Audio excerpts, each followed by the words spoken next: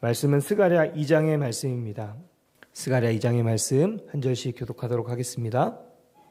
내가 또 눈을 들어본즉 한 사람이 측량줄을 그의 손에 잡았기로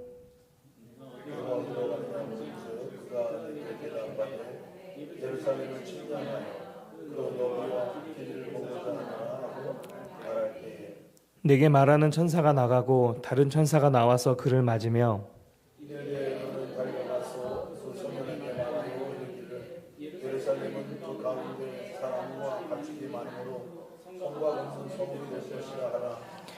여호와의 말씀에 내가 불로 둘러싼 성곽이 되며 그 가운데에서 영광이 되리라.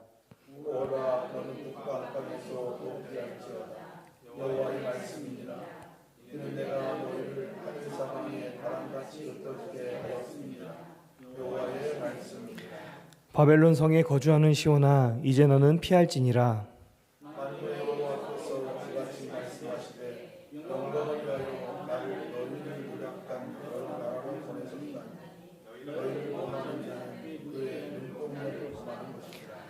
내가 손을 그들 위에 움직인즉 그들이 자기를 섬기던 자들에게 노략거리가 되리라 하셨나니 너희가 만군의 여호와께서 나를 보내신 줄 알리라.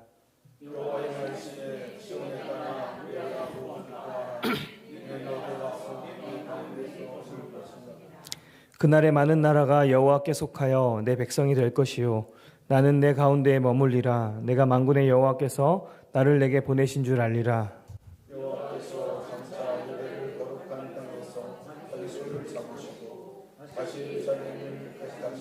함께 읽겠습니다. 모든 육체가 여호와 앞에서 잠잠할 것은 여호와께서 그의 거룩한 처소에서 일어나심이라 하라 하더라. 아멘. 아멘. 여러분 혹시 연극 좋아하십니까? 네. 아멘이 나올 건가요, 여기? 네. 저는 오늘 본문을 보면서 천사들이 스가랴 앞에서 어떤 메시지를 전하기 위해서 열심히 연기하는 모습처럼 오늘 말씀이 좀 보였습니다. 물론 각본은 하나님이 짜셨고 마치 천사들이 거기에 맞게 자신의 배역을 수행하고 있는 것처럼 그렇게 보였습니다. 모든 연극에는 주제와 목적이 있듯이 오늘 스가랴 앞에 펼쳐지는 이 환상에도 분명한 목적이 있습니다. 그것은 하나님이 예루살렘을 다시 회복시키시고 풍성하게 하실 거라는 희망을 갖게 하는 데 있습니다. 그리고 이것이 그저 잠깐 마음을 위로하고 끝나는 것이 아니라 실제 그들에게 이루어질 일이라는 것을 신뢰하게 하는 것도 그 목적 중에 하나일 것입니다. 여러분, 오늘 이 환상이 우리 앞에도 펼쳐지기를 소망합니다. 분명 오늘의 말씀은 우리에게도 해당되는 이야기이기 때문입니다. 오늘 우리가 스가랴가 되기를 원합니다. 그래서 그 앞에 펼쳐지는 천사들의 모습을 보고 그 말을 들으며 우리 안에도 이 환상의 목적처럼 하나님이 우리에게 허락하실 일들이 그저 우리에게 희망을 주고 끝나는 말씀이 아니라 실제 우리의 삶에 이루어질 일이라는 분명한 믿음으로 자리 잡기를 바랍니다. 오늘 본문은 스가랴에게 펼쳐진 세 번째 환상 이야기입니다. 갑자기 한 천사 1이 그 앞에 나타나는데 그 천사의 손에는 측량줄이 있었습니다. 그가 측량줄을 잡고 스가랴의 앞을 지나갑니다. 이스라엘에게 어떤 메시지를 전해야 하는 사명이 있던 스가랴는 이런 하나하나를 놓칠 수가 없었습니다. 그래서 그 천사 1에게 말합니다. 내가 어디로 가느냐? 그랬더니 이 천사 1이 이렇게 대답합니다. 나는 예루살렘의 넓이와 길이를 측량하고 있다. 여러분, 여기서 생각해 볼 것은 분명 하나님이 1장에서 예루살렘에 돌아오셔서 하나님의 집을 다시 건축하시고 거기에 거하실 것이라고 말씀하셨습니다. 그리고 목줄을 보여주시면서 그 일이 시작될 것이라는 확신을 주셨습니다. 우리가 지난번에 스가랴 1장의 말씀을 나눌 때 이처럼 하나님이 우리도 하나님의 전으로 새롭게 지으시고 우리 안에 거하실 것이라는 말씀을 나누었습니다. 그러면 하나님이 예루살렘 성전을 새롭게 하신다고 하셨으니까 오늘 천사일이 측량해야 할 것은 예루살렘이 아니라 예루살렘 성이어야 할 텐데 오늘 본문에서 천사일이 측량하는 것은 분명히 예루살렘이라고 기록하고 있습니다. 이것은 천사 1이 착각하거나 실수한 것이 아니고 하나님의 계획이 하나님의 전을 짓고 그 안에 거하시는 것으로 끝나지 않는다는 것을 보여주고 있는 것입니다. 하나님의 계획은 하나님이 거하시는 그 땅 전체를 회복하는 것에 있습니다. 그러니까 하나님은 우리를 회복시키시고 우리가 하나님의 온전한 전으로 다시 세워지는 것을 넘어서 우리를 통해 우리 주변도 회복시키고 새롭게 하시겠다라고 말씀하고 있는 것입니다. 여러분, 하나님의 생각은 우리가 생각하는 것보다 훨씬 큰 계획과 목적이 있으십니다. 그러니까 우리는 우리의 시선으로 하나님의 일을 제한하는 실수를 하지 말아야 합니다. 우리는 기껏해야 잘 봐도 몇 수 앞을 내다보는 것이 다지만 하나님은 우리의 모든 인생을 전체를 계획하시고 인도하시는 분이시기 때문입니다. 그 전지전능하신 하나님을 우리가 인정하고 그분께 우리의 삶을 맡기는 것이 우리가 할 수 있는 가장 최선의 일입니다. 이어서 3절을 보면 측량줄을 가지고 있던 천사 1이 화면 밖으로 나가려던 찰나에 천사 2가 등장합니다. 그리고 4절에 이렇게 이야기합니다. 너는 얼른 가서 그 소년, 그러니까 스가랴를 말하는 거겠죠? 스가랴에게 말해라. 예루살렘은 사람과 가축이 많으니 성곽이 없는 성이 될 것이다. 하나님이 회복하게 하시고 풍성하게 하셔서 이 성읍에 사람이 많아지고 가축이 많아졌습니다.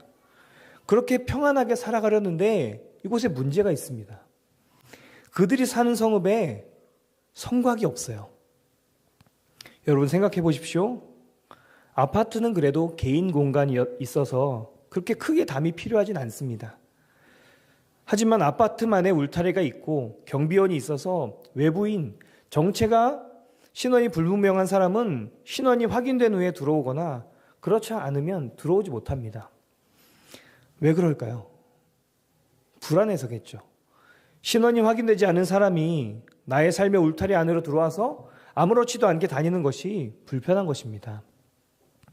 이것도 이렇게 불안하고 불편한데 당시 예루살렘 시대에는 다른 나라들이 쳐들어와서 약탈하는 일도 있고 죽임을 당하는 일도 있었습니다. 그런 그들을 지키는 성곽이 없어요. 이곳에 사는 이들은 언제 그들의 적이 쳐들어올지 모른다는 불안 때문에 매일매일이 두렵고 괴로웠을 것입니다. 지금 천사 2가 이런 내용을 전달하고 있는 거예요. 사실 우리도 하나님이 없는 삶은 성곽이 없는 성읍과 마찬가지입니다. 사단이 매일 우리를 노리고 있고 공격하고 있습니다.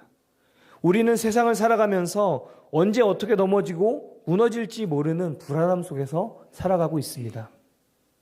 여러분, 이런 삶 속에서 우리가 어떻게 스스로를 지키며 살아갈 수 있겠습니까? 작은 유혹 하나에도 마음이 흔들리고 갈팡질팡하는데, 작은 분란에도 마음에 불일 듯 화가 나는데, 이런 우리가 어떻게 스스로를 지킬 수 있겠습니까? 우리만으로는 불가능합니다. 이런 우리를 너무나 잘 아시는 하나님은 우리 안에 거하시면서 스스로 우리의 불성곽이 되어주셨습니다. 오늘 5절 말씀을 보면 하나님이 직접 그들의 불성곽이 되어서 그들을 지키시겠다 말씀하셨습니다. 그리고 그것을 천사 2가 스가랴에게 전달하고 있는 것이죠. 그래서 성곽이 없는 성읍이어도 걱정할 것이 없습니다. 여러분 생각해 보면 하나님은 항상 우리에게, 하나님의 사람들에게 이런 방식으로 그들을 지켜오셨습니다. 광야에서 이스라엘이 갈 길을 알지 못하고 언제 약탈당할지 모르는 그 순간에도 하나님 그들을 구름기둥과 불기둥으로 지켜주셨습니다. 그래서 그들은 불안해하지 않고 그 믿음의 여정을 계속 이어갈 수 있었습니다. 여러분, 하나님은 세상을 살아가면서 사단의 무분별한 공격에 노출되어 있는 우리를 이처럼 불성곽으로 감싸서 지켜주십니다. 여러분, 이 순서를 잘 기억하시기 바랍니다. 먼저 하나님이 우리를 하나님의 거룩한 처소로 회복하십니다. 그리고 그 안에 거하십니다. 두 번째로 우리와 함께 하시는 주님으로 인해서 우리 주변이 하나님의 선한 영향력 안으로 들어오게 됩니다. 그래서 우리의 교회, 가정, 일터가 하나님의 자리가 되는 것이죠. 세 번째로 그와 동시에 하나님이 우리가 거하는 그 모든 자리에 불성각이 되어서 우리와 우리 주변을 지키시고 보호하십니다. 하나님이 우리에게 이렇게 역사하신다는 것입니다. 여러분, 이 모든 것은 하나님이 우리에게 거저 주시는 은혜입니다. 우리의 어떠함과 상관없이 우리를 선택하시고 사랑하시는 하나님에 의해서 이루어지는 일입니다. 여러분, 이 시간 이것을 우리가 믿음으로 취하시기 바랍니다.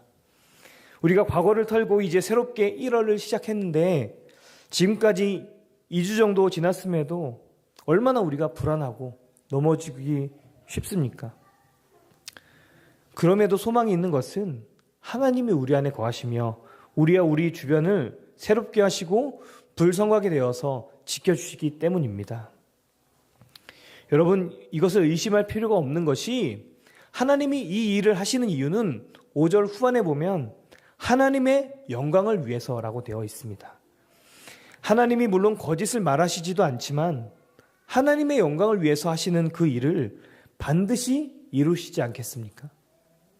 하나님은 우리를 지키시고 보호하시는 그 일로 인해서 우리를 통해 영광 받으실 것입니다. 그러니 그 하나님을 우리가 신뢰하고 의지해서 주님과 동행하고 그 보호하심 안에 온전히 거하는 저와 여러분들 되시기를 주님의 이름으로 축복합니다. 그렇다면 하나님이 우리를 이렇게 지키실 때 우리가 해야 할 일은 뭐가 있을까요? 우리는 그저 되어지는 일을 보면서 가만히 있기만 하면 되는 것일까요? 하나님이 일하시는 방법은 항상 우리에게 아무 조건 없이 은혜를 허락하시지만 가끔 우리가 해야 할 목도 주십니다. 그러니까 되어지는 것을 보며 가만히 있을 때도 있지만 그렇지 않을 때도 있다는 것입니다.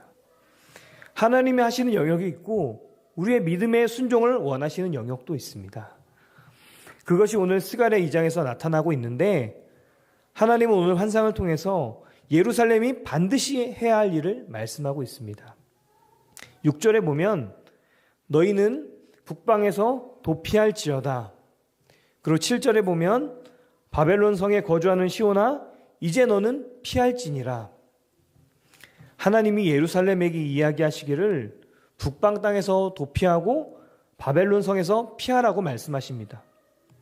여러분, 여기서 북방 땅은 바벨론을 이야기합니다.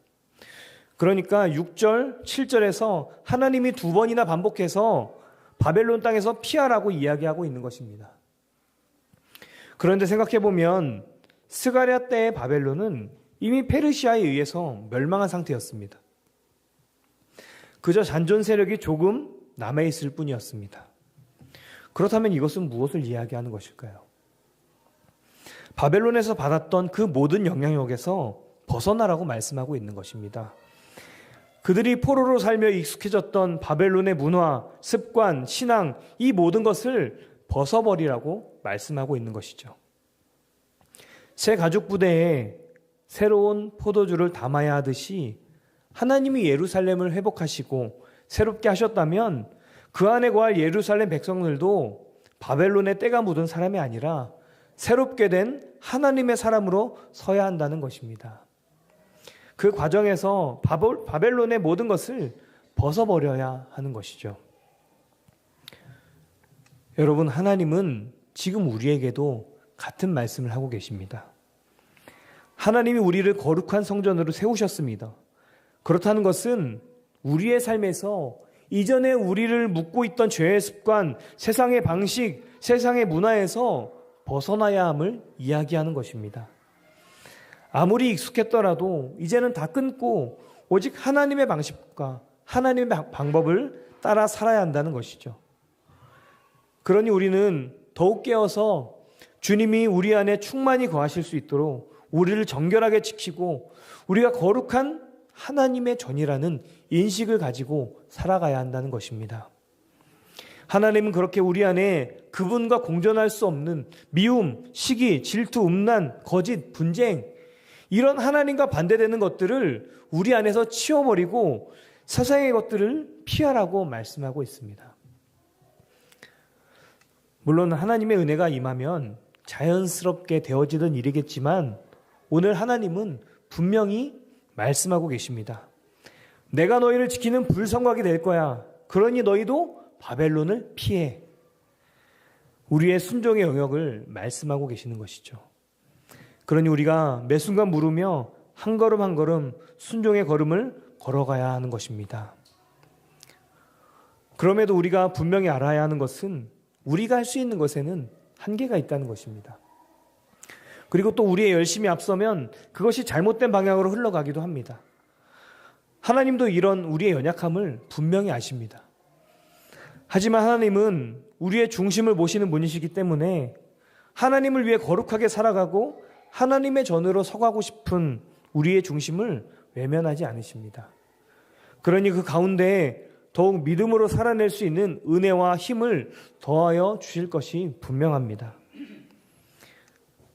여러분, 하나님은 왜 이렇게 우리를 어떻게든 사랑하려고 어떻게든 보호하려고 최선으로 다가오시는 것일까요? 그것은 하나님이 우리를 하나님의 눈동자처럼 생각하고 계시기 때문입니다. 8절에 보면 너희를 범하는 자는 그의 눈동자를 범하는 것이라. 하나님이 우리를 눈동자처럼 여기신다는 것은 그만큼 하나님에게 너무나 중요하고 귀한 존재라는 것입니다. 많이 들어서 아시겠지만 눈은 아주 작은 위험만 있어도 자동으로 눈꺼풀이 내려와서 눈동자를 보호합니다.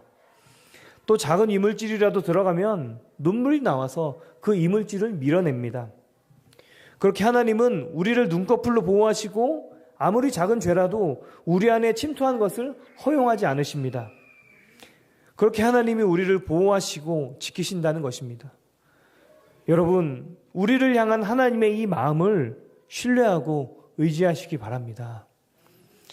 하나님으로 인해서 우리의 삶은 소망 없는, 죽을 수밖에 없는 자리에서 소망이 있고 미래가 있는 생명의 자리로 옮겨졌습니다.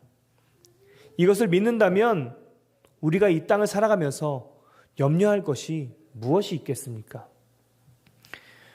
10절에 이렇게 말씀합니다. 시온에 따라 노래하고 기뻐하라. 이는 내가 와서 내 가운데에 머물 것임이라. 아멘. 여러분, 우리 안에 머물면서 우리를 지키시고 보호하시는 주님으로 인해서 노래하고 기뻐하시기 바랍니다. 실제 그것이 의심되고 흔들린다고 해도 믿음으로 노래하고 기뻐하십시오. 주님이 우리의 그 믿음을 보시고 그것이 실제 나의 고백이 되고 기쁨이 되도록 인도하여 주실 것입니다. 말씀을 정리하겠습니다. 제가 수요일에 6년 만에 기도원에 다녀왔습니다. 거기 거의 외관은 바뀌지 않았지만 내부는 완전히 다 새거가 되었더라고요. 바뀌었더라고요. 그럼에도 예전 하나님과 함께했던 시간들이 곳곳에 새록새록 기억이 나면서 마음이 몽글몽글해졌습니다. 그때 함께 떠오른 기억 중에 하나가 그 안에서 어떻게든 하나님을 사랑하기 위해서 열심을 냈던 모습입니다. 방법도 몰랐고 그저 주어진 일에 최선을 다하려고만 했습니다. 차 운행을 하라면 그것을 열심히 하고 찬양 인도를 하라면 또 그것을 열심히 하고 청소, 장작 패기, 공구리 뭐든 시켜주는 것이라면 열심히 그 일들을 감당했습니다. 단지 한 가지를 위해서, 하나님을 사랑하기 위해서. 뭘 잘하려는 욕심도 없었고 말씀을 잘 전하려는 욕심도 없었고 기도원을 잘 세우려는 욕심도 없었습니다. 오직 하나, 하나님을 사랑하기 위해서. 그게 모든 행동의 이유였습니다. 그리고 저를 돌아보니까 지금은 저의 여러 행동에 너무나 많은 다른 이유들이 붙어 있는 것을 보게 되었습니다. 그렇게 하나님이 제 마음을 다시 점검하게 하셨습니다. 그래서 이 문제를 놓고 기도하는데 하나님이 저에게 사랑한다 말씀을 하시는 거예요. 그때 제가 거기에다가 제가 뭐라고 대답했는지 아십니까? 하나님 죄송해요. 그리고 또다시 사랑한다 하시는데 그런 저에게 또다시 말씀하시기를 사랑한다. 저는 다시 하나님 죄송해요. 그리고 또다시 사랑한다 하시는데 그때 베드로가 생각이 났습니다. 하나님이 저에게 분명한 사명을 주시고 목회를 시작하게 하실 때 요한복음 21장 15절에서 17절 말씀을 주시면서 목회를 시작하도록 하셨거든요. 베드로가 절망하고 예전에 그 자리로 돌아가서 있을 때 예수님이 베드로에게 찾아오셔서 말씀하셨습니다. 네가 나를 사랑하느냐? 제가 꼭 그 이야기 안에 들어와 있는 것 같았습니다. 하나님이 세 번째 저에게 내가 너를 사랑해 하시는데 그 말씀에 그제서야 하나님 저도 하나님 사랑해요 라는 고백을 그제서야 하게 되었습니다. 그리고 하나님은 저에게 다시 살아내라 라고 말씀해 주셨습니다. 이게 오후 2시, 3시쯤에 있었던 일이고 그날 저녁 집회의 말씀이 공교롭게도 믿음을 행하라 라는 말씀이었습니다. 하나님은 그 하루 동안 제 안에 하나님을 사랑하는 마음을 점검하시고 그것을 가지고 살아내라고 말씀하고 계셨습니다. 여러분, 하나님 사랑하십니까? 안 사랑하십니까? 그렇다면 우리를 먼저 사랑하시고 생명까지 다 내어주신 주님을 위해서 우리가 살아가기 원합니다. 그 살아가는 게 무엇일까요? 우리를 거룩한 처소로 회복하시고 우리와 함께 거하시는 그 주님을 바라보고 우리를 불성각으로 둘러싸서 모든 공격에서 보호하시는 주님을 신뢰하고 우리를 눈동자같이 생각하시며 지키시는 주님을 의지합시다. 마지막으로 우리에게 바벨론에게 피하라고 말씀하시는 주님께 순종해서 우리를 거룩하게 하나님 앞에 드리자고요. 사실 하나님 사랑해서 살아간다고 하면 하나님께 더 유익이 있어야 하는데 우리를 회복시키시고 우리와 함께 해주시고 우리를 보호하시고 다 우리에게 좋은 것들이어서 이래도 되나 이게 맞나 싶지만 그게 하나님의 사랑의 방식입니다. 어떻게든 우리에게 좋은 것을 주시려는 주님 앞에 우리가 온전히 순종하고 거하기 원합니다. 그때 우리는 우리와 함께 하시는 주님으로 인해서 더욱 충만하고 풍성한 은혜 안에 거하게 될 것입니다. 우리가 그렇게 주님 안에 거하면서 함께 노래하고 기뻐하는 저와 여러분들 되시기를 주님의 이름으로 축복합니다.